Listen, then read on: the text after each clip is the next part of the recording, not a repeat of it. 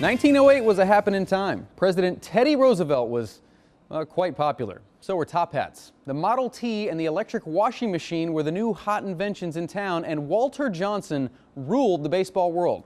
The future Hall of Famer became the first man to win each of his first 5 career starts against the New York Yankees. And tonight, Chris Archer could become the second man to do it. He's been incredible this month, but nobody is scoring any runs for him. He was on tonight early on. Fastball, yeah, that's working. How about the curveball? That's working too. Yankees were whiffing 7 innings for Archer, but he won't get the win because in the 9th, the Yankees tie it on the long ball from Brian Roberts. Ugh, man, 2 outs away from the win. And just a second ago in the 11th, Matt Joyce strikes out with the bases loaded. Right now, they're in the 11th. Yankees trying to win it in extras.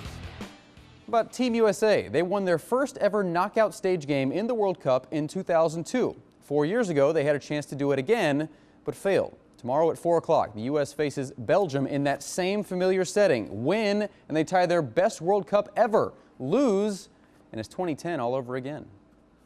The Belgium game, there's only one result that matters. You know, there's nothing else. So, well, I mean, hopefully we don't play too tight. You know, the moment and the enormity of situations sometimes puts a lot of pressure on players, and it just depends how we handle it. But I think we've been really loose.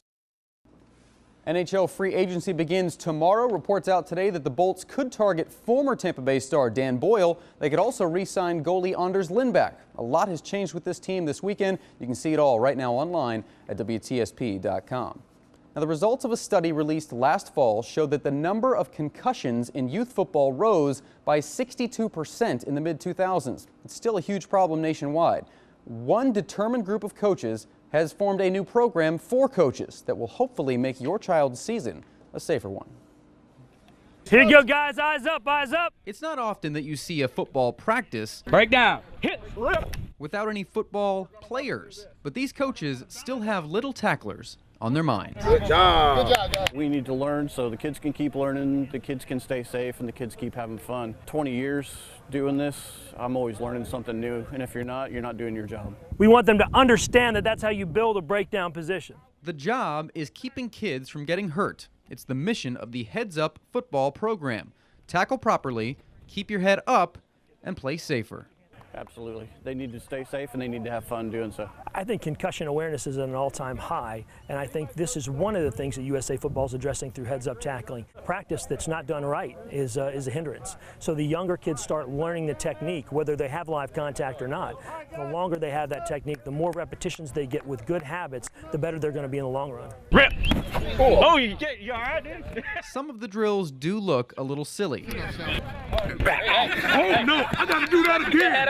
But there's a purpose behind each one, and one main goal. Learn the safe way so you can teach the safe way.